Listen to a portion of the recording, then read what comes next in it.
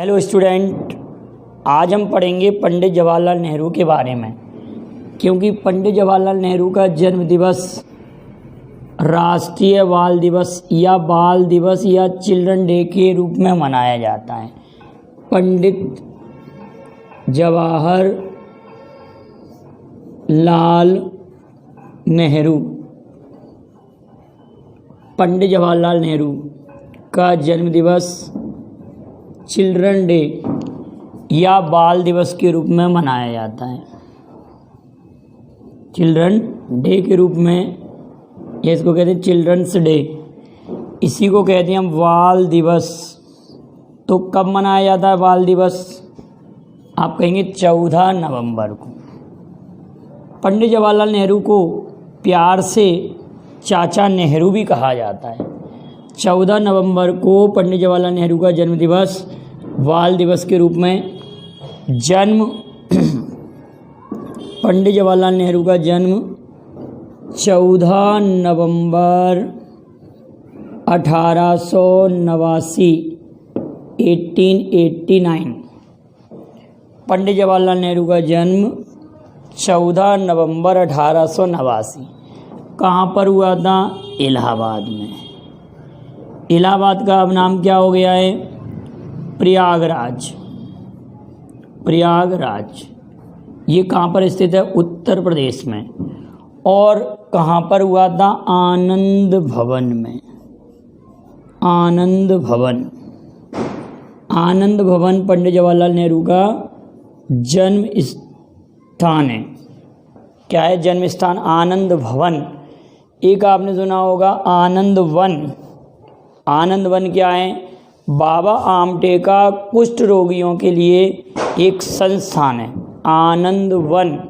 आनंद मठ क्या है? एक उपन्यास का नाम है। आनंद मठ एक उपन्यास का नाम है जो कि बंकिम चंद्र चटर्जी ने लिखा है। तो पंडित जवाहरलाल नेहरू का जन्म 14 नवंबर 1889 इलाहाबाद प्रयागराज में हुआ था, आनंद भवन में। पंडित जवाहरलाल नेहरू कांग्रेस के एक सक्रिय नेता थे। कांग्रेस के सक्रिय नेता। और ये 1929 में कांग्रेस के अध्यक्ष बने। और 1929 में कांग्रेस के अध्यक्ष पद पर रहते हुए रावी नदी के तट पर लाहौर अधिवेशन में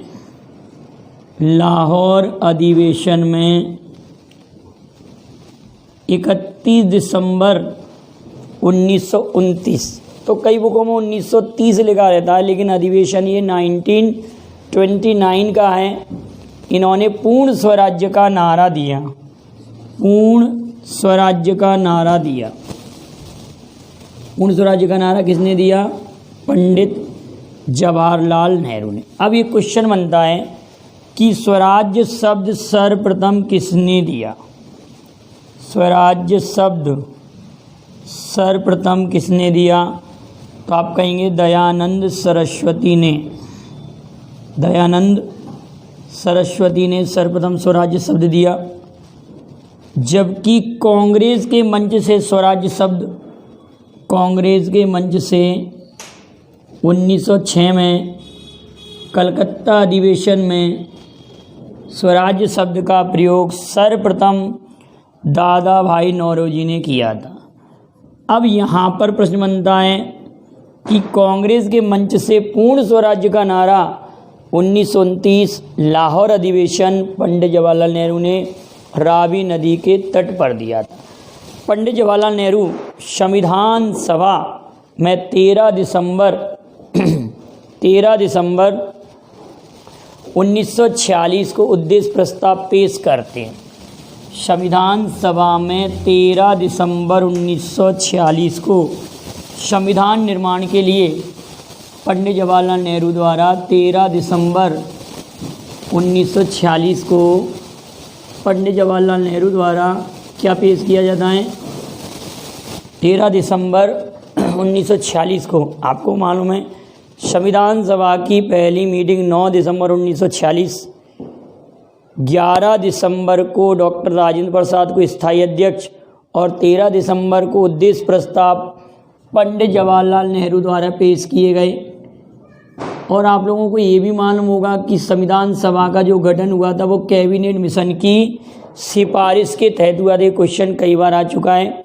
किस मिशन की सिफारिश के तहत? कैबिनेट मिशन की सिफारिश के तहत पंडित जवाहरलाल नेहरू ने उद्देश्य प्रस्ताव कब पेश किए? 13 दिसंबर को। अब बात आती है कि पंडित जवाहरलाल नेहरू अंतरिम सरकार में, अंतरिम गवर्नमेंट 1946 में जो इंटरिम गवर्नमेंट बनी थी उसमें प्रधानमंत्री पंडित जवाहरलाल नेहरू थे। अंतरिम सरकार में पीएम, अंतरिम सरकार के प्रधानमंत्री पंडित जवाहरलाल नेहरू, पीएम पंडित जवाहरलाल नेहरू बने थे। जवाहरलाल नेहरू बने, ठीक है। पंडित जवाहरलाल नेहरू अंतरिम सरकार के पीएम बनते हैं। अब बात आती है पंडित जवाहरलाल नेहरू जब अंतरिम सरकार के प्रधानमंत्री बनते हैं तो इस सरकार का हेड कौन होता है? इस सरकार का हेड होता है लॉर्ड माउंटबेटन। क्या उस समय भारत में संविधान की बनने की प्रोसेस चल रही थी, संविधान नहीं बना था और भारत में राष्ट्रपति का पद नहीं आया था, तो सरकार के हेड प्रमुख अध्यक्ष कौन थे? Lord Mountbatten. और उपाध्यक्ष पंडित जवाहरलाल नेहरू और प्रधानमंत्री भी पंडित जवाहरलाल नेहरू। तो ये क्वेश्चन बनता है कि इसके उपाध्यक्ष, किसके अंतरिम सरकार के उपाध्यक्ष कौन थे? पंडित जवाहरलाल नेहरू और अध्यक्ष थे लॉर्ड माउंटबेटन। पंडित जवाहरलाल नेहरू की प्रमुख पुस्तकें ये बंच ऑफ ओल्ड लेटर, ये बंच ऑफ ओल्ड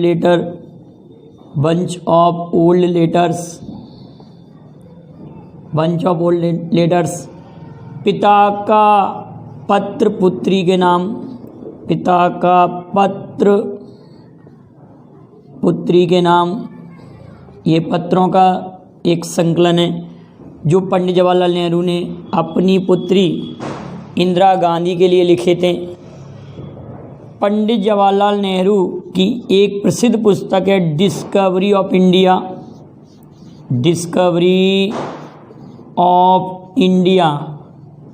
और एक पुस्तक में, इसी पुस्तक में अगर री शब्द जोड़ देंगे, रीडिस्कवरी ऑफ इंडिया, तो मेघनाथ देसाई की हो जाएगी। Rediscovery of India Meghnad Desai, discovery of India Pandit Jawaharlal Nehru.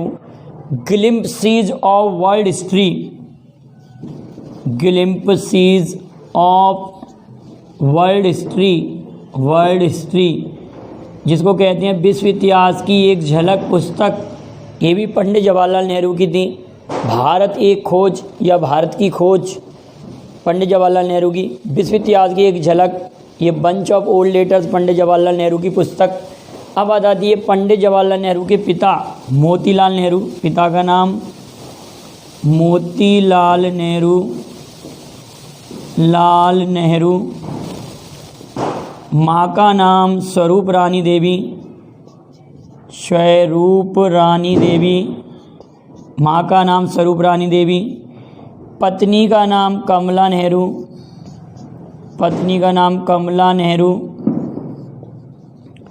पुत्री का नाम इंदिरा गांधी, प्रियदर्शनी इंदिरा गांधी, पुत्री का नाम इंदिरा गांधी। और इनकी बहन का नाम था, जो कि यूएनओ में महासभा की अध्यक्ष बनी थी, विजया लक्ष्मी पंडित। इनकी बहन थी विजया लक्ष्मी पंडित,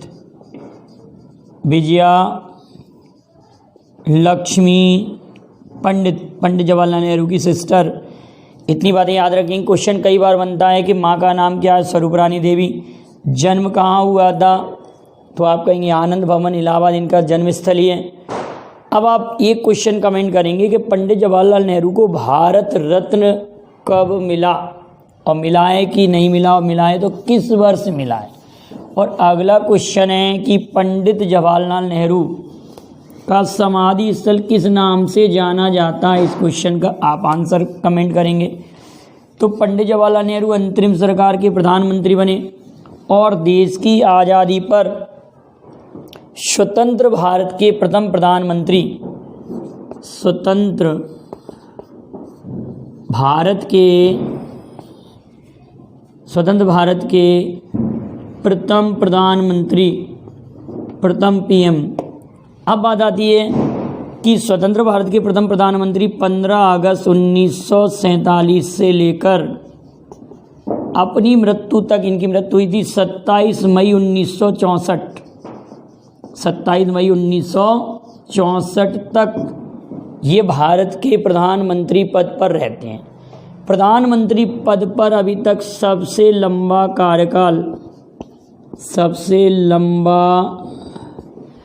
कार्यकाल इन्हीं का ही है, पंडित जवाहरलाल नेहरू का। वीडियो लंबा हो जाए इसलिए थोड़ा सा शॉर्ट कर दें हम।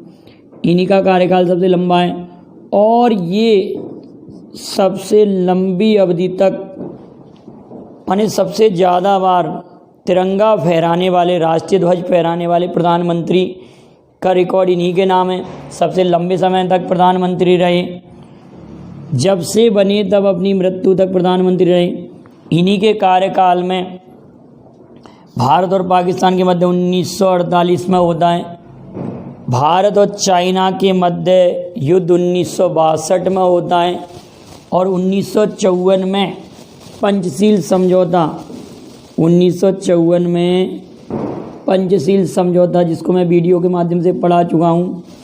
पंचशील समझौता भारत और चीन के मध्य, भारत व चीन के मध्य ये पंचशील समझौता होता 1954 में। 1962 में भारत और चीन के मध्य युद्ध होता है, इंडिया चाइना वार। इन्होंने भारतीय अर्थव्यवस्था को, पंडित जवाहरलाल नेहरू ने भारतीय अर्थव्यवस्था को क्या कहा? भारतीय अर्थव्यवस्था को मिश्रित अर्थव्यवस्था नाम इन्होंने ही दिया 1948 में। 1948 में भारतीय अर्थव्यवस्था का नाम मिश्रित अर्थव्यवस्था, भारतीय अर्थव्यवस्था, और प्रथम औद्योगिक नीति इन्होंने दी। अगली इम्पोर्टेंट बात आती है कि इन्होंने नदी घाटी परियोजना को, क्या कह रहे हैं? नदी घाटी परियोजना